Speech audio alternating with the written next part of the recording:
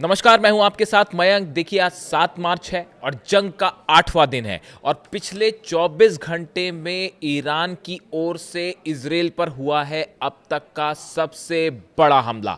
यानी जो पहले अटैक किए जा रहे थे उसके बाद अब जो हमले हो रहे हैं उसकी इंटेंसिटी बहुत ज़्यादा बढ़ गई है। और जो खबरें आई इजराइल से, मैंने इंतज़ार किया इन्हें कंफर्म करने का। अब देखिए, जो खबर आ रही है उसके मुताबिक तेल अवीव में अमेरिकी एम्बेसी के ठीक ऊपर खैबर मिसाइल गिरी है। अमेरिकी एम्बेसी के ठीक ऊपर तेल अवीव पे बड़ा हमला हुआ है। ईरान ने खैबर शेकन मिसाइल से हमला किया अमेरिकी दूतावास पे और बताया जाता है कि अमेरिकी दूतावास को बड़ा नुकसान हुआ है। बड़ा नुकसान हुआ है, एक नहीं 10 धमाके सुने गए, एक के बाद एक।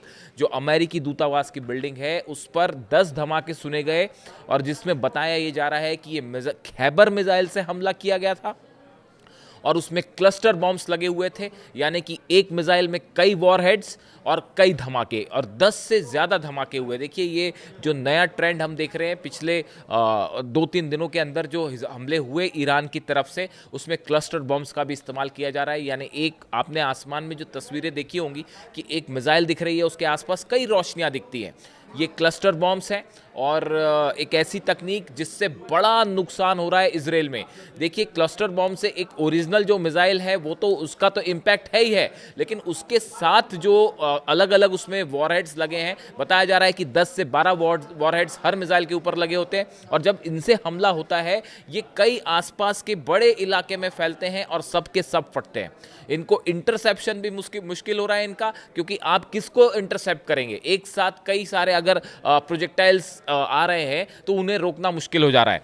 ऐसी स्थिति में देखिए, जो अमेरिकी दूतावास पर जो हमला है इसको एक बड़ा साइकोलॉजिकल जीत बताई जा रही है ये ईरान के लिए।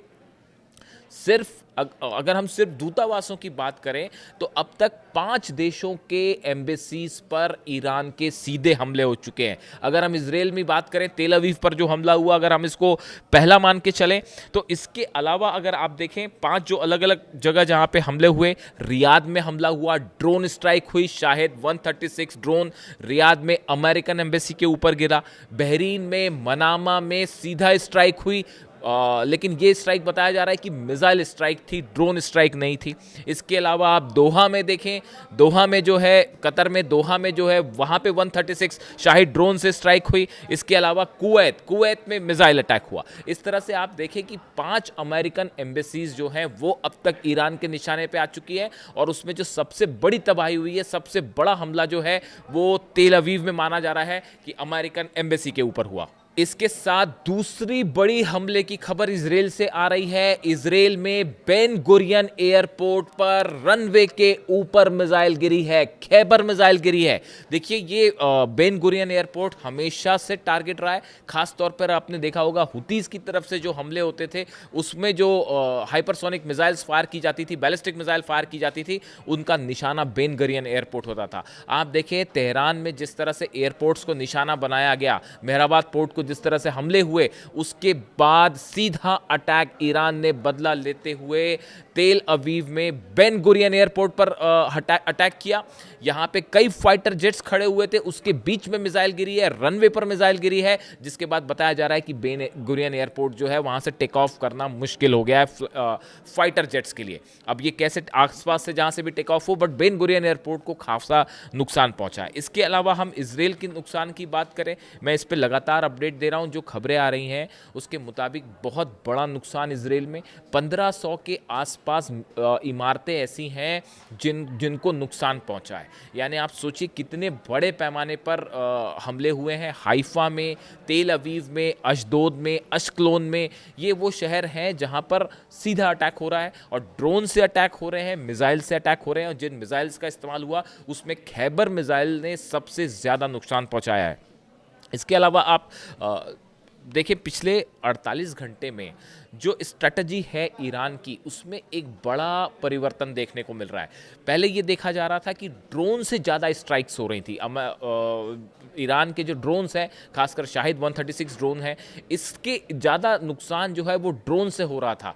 लेकिन अब जो खबरें सामने आ रही हैं उसके मुताबिक अब ईरान की बैलिस्टिक मिसाइल से ज़्यादा अटैक हो रहे हैं। और पांचों लेयर का जो डिफेंस सिस्टम है, चाहे आयरन डोम हो, थार्ड हो, पेट्रियट हो, डेविड स्लिंग हो, एरो हो, ये 5 डिफेंस सिस्टम लगे हुए हैं जिनके जो पूरी तरह से फेल हो रहे हैं। इसकी 3 वजह बताई जा रही है। पहला, ईरान ने इंटरसेप्टर्स को तेजी से ख़त्म कर दिया है। देखिए शुरुआत में जो हमले हो रहे थे, ईरान के जो हमलों का आप पैटर्न देखें, इसको सब फॉलो कर रहे हैं, सब समझ रहे हैं। अमेरिकन फोर्सेस भी समझ रही हैं, इजराइल भी समझ रहा है, डिफेंस एक्सपर्ट भी समझ रहे हैं कि ईरान ने जो हमले किए हैं, ये हमले ऐसे रैंडम हमले नहीं हो गए कि बस जो है कतर पे मार दिया, दोहा में मार दिया और 12 देशों पे हमले कर दिए और इजराइल पर हमले कर दिए और अंधाधुन हमले कर दिए। ऐसा बिल्कुल नहीं है। बिल्कुल सटीक स्ट्रैटेजिक प्लानिंग के साथ ये हमले हो रहे हैं। पहले ड्रोन्स अटैक हुए, आप देखिए शुरुआती दिनों में ड्रोन्स अटैक हुए। ईरान की तरफ से क्या बयान आया कि अभी तो हम वो मिसाइल मार रहे हैं जो हमारी कबाड़ की मिसाइल है, अभी तो उसी वो ही गिर रही है, असली मिसाइल तो निकलनी अभी बाकी है। ड्रोन्स अटैक में जो इंटरसेप्टर मिसाइल्स थी, इनको रोकने में काफ़ी सारी इंटरसेप्टर मिसाइल्स ख़त्म हो गई हैं। ना सिर्फ अरेबियन कंट्रीज़ में जो है डिफेंस सिस्टम तैनात है, बल्कि इसराइल में भी। इसका बड़ा नतीजा ये हुआ है इंटरसेप्टर मिसाइल्स की कमी। अब ईरान की मिसाइल्स को रोकना मुश्किल हो रहा है। और आप देखिए जो कहा जा रहा था, जिस तरह से अमेरिका की तरफ से बयान आए, जनरल डेनकिन जो उनकी चीफ ऑफ जॉइंट स्टाफ है, उनकी तरफ से जो बयान आया, जो वो कह रहे थे कि परसेंटेज में कमी आई है।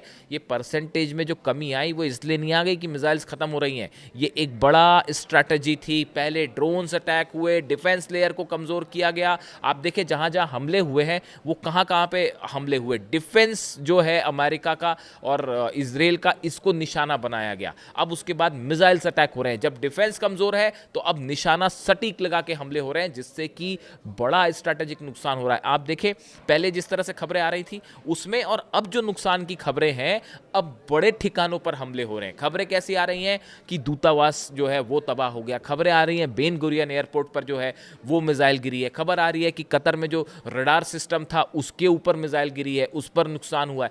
यानी अब जो है अटैक ज़्यादा एक्यूरेसी के साथ हो रहे हैं क्योंकि डिफेंस सिस्टम कमज़ोर हो रखा है। जिस तरह से इजराइल में हमले हुए हैं, बताया जा रहा है वहाँ बड़ा नुकसान हुआ है। पूरा का पूरा इजराइल जो है वो बंकर्स में है, प्राइम मिनिस्टर बंकर में है, उनका पूरा कैबिनेट बंकर से ऑपरेट कर रहा है। अभी वहाँ पे कितने लोगों की कैजुअलिटी है ये बोलना मुश्किल है। कई जगह मलबे के नीचे लाशें दबी हुई हैं। और देखिए इजराइल से कभी ये खबर नहीं आती है कि कितने लोगों की वहाँ कैजुअलिटी हुई है, कितने घायल हुए हैं। ये खबरें कई दिनों बाद निकल के आएंगी, जैसा 12 दिन की जंग में हुआ था। लेकिन बताया जा रहा है कि वहाँ पे 1500 इमारतों का अगर आप मलबा है, उसके नीचे सैकड़ों लोग दबे हो सकते हैं, जिनके नंबर्स धीरे धीरे सामने आएंगे, जिनको खोजा जा रहा है, जो मलबा है उनको हटाया जा रहा है। इससे ये बात सामने आई है कि ये पिछले कुछ सालों का सबसे बड़ा अटैक पिछले 48 घंटे में ईरान ने कर दिया है इजराइल के ऊपर। और इसको लेके न सिर्फ इजराइल में पैनिक है, बल्कि अमेरिका के लिए भी एक बड़ी चुनौती है कि अब कैसे इन हमलों को रोका जाए। आप देखिए जेराल्ड आर फोर्ड जो है वो हाइफा के करीब तैनात था इस हमले के पहले, और ये कहा गया था कि जेराल्ड आर फोर्ड से डिफेंस मिसाइल्स फायर करके इजराइल के ऊपर जो हमले होंगे उनको रोका जाएगा। लेकिन ये प्लानिंग पूरी तरह से फेल हो गई। इनफैक्ट जो शुरुआती 3 प्लान थे वो तीनों के तीनों कोलैप्स होते दिखाई दे रहे हैं। जेराल्ड आर फोर्ड अगर वहाँ पे है, उस पर पेट्रियट लगा हुआ है, थार्ड लगा हुआ है, तो वो क्यों नहीं रोक पा रहा ईरान की मिसाइल्स को? या तो ख़त्म है आपके पास डिफेंस मिसाइल्स, और या फिर ईरान की तरफ से वो मिसाइल्स फायर हो रही हैं जो नहीं रोकी जा सकती। दोनों चीज़ें हैं। शाही ड्रोन रोकना भी मुश्किल हो जा रहा है। इसीलिए इजराइल में ज़बरदस्त तबाही। और ये जो 2 खबरें आई हैं, 5 दूतावास अलग अलग हिट हुए हैं, उसमें सबसे बड़ा नुकसान अमेरिकी एम्बेसी को तेल अवीव में हुआ है। और बेन गुरियन एयरपोर्ट उड़ने की खबर, ये बड़ा स्ट्रैटेजिक नुकसान है इजराइल के लिए। इससे जुड़ा जो भी अपडेट होगा मैं आप तक पहुँचाऊँगा। Thank you so much.